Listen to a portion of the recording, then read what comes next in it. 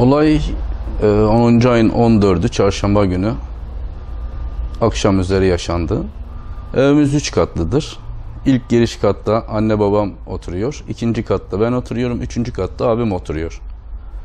Akşam saat 8.30 civarı evden misafirlik için ayrılmıştık. Anne baba evdeydi.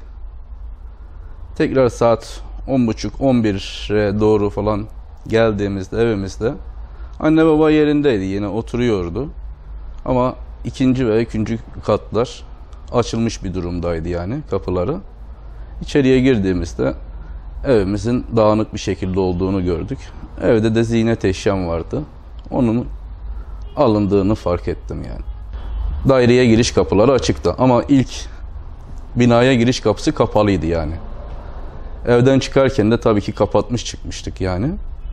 Geldiğimizde açık bulduk yani.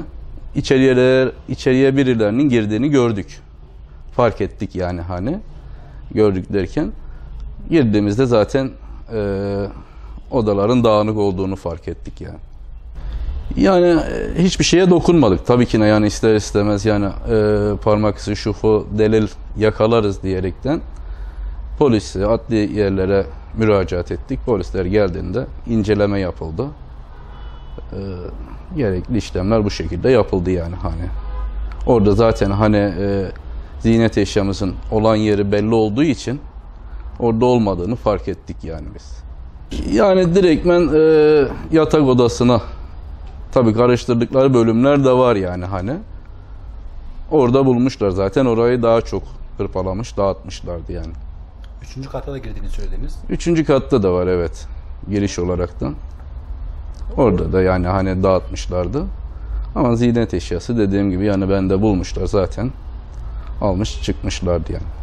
Şu anda olumlu bir şey çıkmadı. Emniyet yetkilileri şu ana kadar dönüş yapmadılar bana.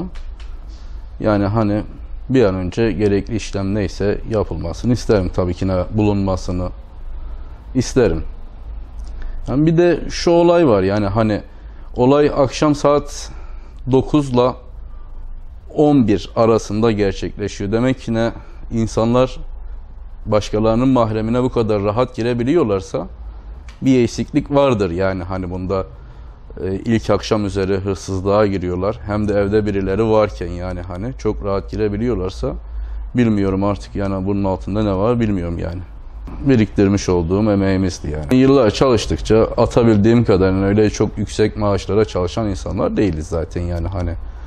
Azdan çoktan işte eşimin evlilikten kalan ziynet eşyaları vardı. Yani onlar yani hani birikim olarak. Çocukların kumbarası vardı. Kumbara, onlar alınmıştı. Babamın evinde oturuyordum. Belki ileride bir ev alma umudu olabilir mi hesabıyla yani. Birikim yapıyorduk yani. O da zaten gitti. Kaç yıldır birikim yapıyordunuz?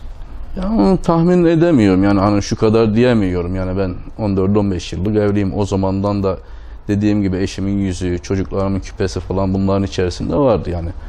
Çocukların dediğim günlük harçlıkları vardı. Bunlar onların içerisindeydi. Tabii ki ne biriktirdiğim birikimimin geri dönmesini isterim. İkinci bir husus, insanların mahremine bu kadar rahat girebiliyorlarsa demek ki ne bir eksiklik var. Yani bir yasada bir eksiklik var, bu hırsızlar demek ki bu şekilde rahat rahat giriyorlarsa yani yasalarımızda eksiklik var demek ki ne yani hani bir şey olmayacağını umaraktan insanların mahremine girebiliyorlar bu kadar rahat. İnşallah başkasınınki olmaz yani, benimki son olur diyeceğim ama bilmiyorum artık.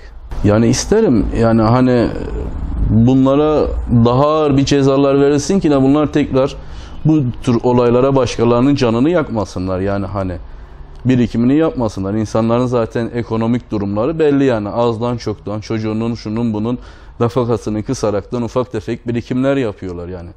Bunların da böyle adi insanlar canını yakıp giderse olmaz yani.